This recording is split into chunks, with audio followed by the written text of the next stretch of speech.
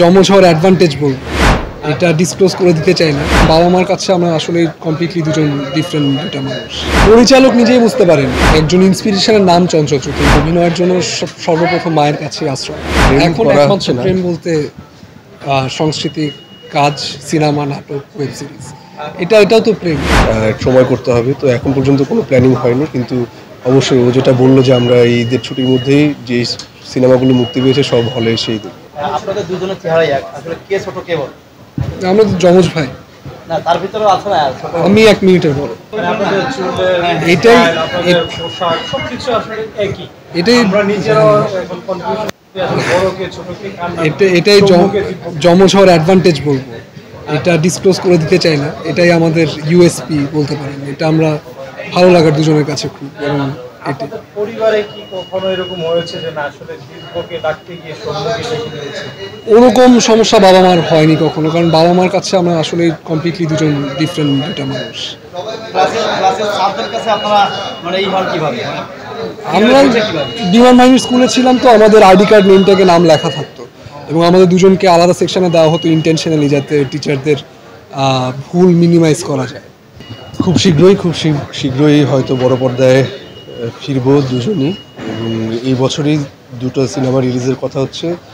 Date final অথবা press রিলিজের আগে কিছু বলতে পারছি না, কিন্তু রিলিজ এই বছরে। এবং পাশাপাশি টিভিতে কাজ করছি, ঈদে নাটক যাচ্ছে, ওয়েব সিরিজের ব্যস্ততা আছে, সেটা সামনে শুটিং শুরু করব।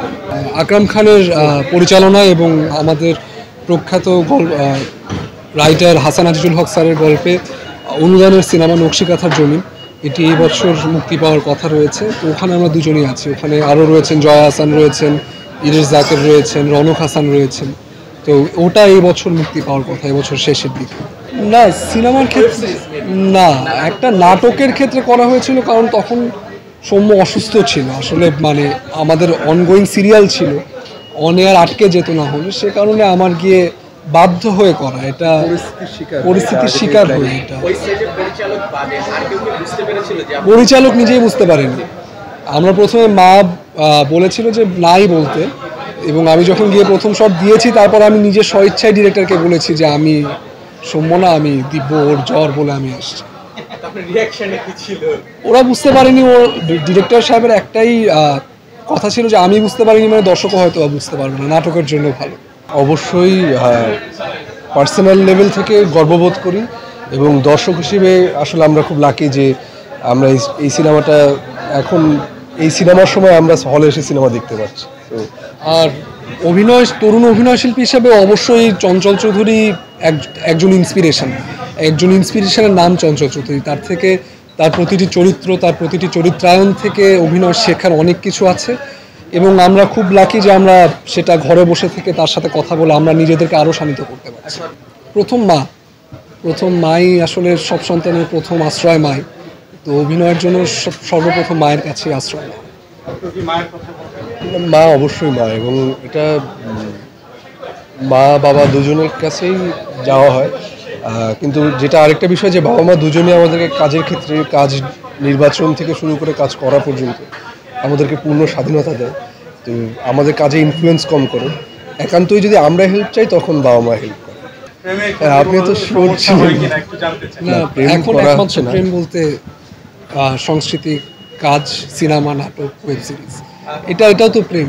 কোয়ার্টিস্ট দুজন আমাদের কোয়ার্টিস্ট, এবং তার চেয়ে বড় কথা সন্ধ্যা আন্টি আমরা ছোটোবেলা থেকেই দেখা, তো সন্ধ্যা আন্টির 2 মেয়ে, সেখানে বন্ধুত্বও আছে, এবং কোয়ার্টিস্ট খুব ভালো ফ্রেন্ড।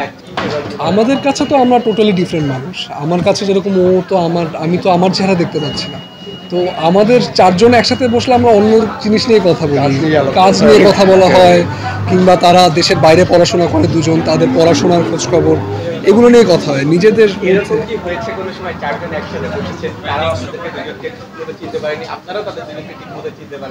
না, এরকম হয়নি। ওদের দুজনকে আমরা খুব ভালো করে চিনতে পারি, ওরাও আমাদের দুজনকে খুব ভালো করে চিনতে পারি। আমাদের যেটা বলছেন সন্তানটির সাথে পারিবারিক সম্পর্ক হওয়ার কারণে ওটা আমরা ছোটবেলা থেকেই দেখে অভ্যস্ত, তো আলাদাই মনে হয়। হ্যাঁ, we have seen টাপুর টুকুর grow up, they have seen us grow up, so অনেক দিনের পরিচয়। এটা মানে ভুল হওয়ার সুযোগ খুব কম।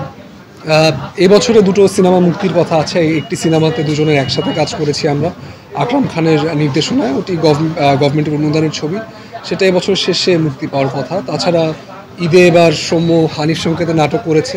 হ্যাঁ, নাটক করা হয়েছে, তাও খুব বেশি কাজ করছি না, কারণ আমরা দুজনই এখন অনার্স ফাইনাল ইয়ারে পড়াশোনা করছি।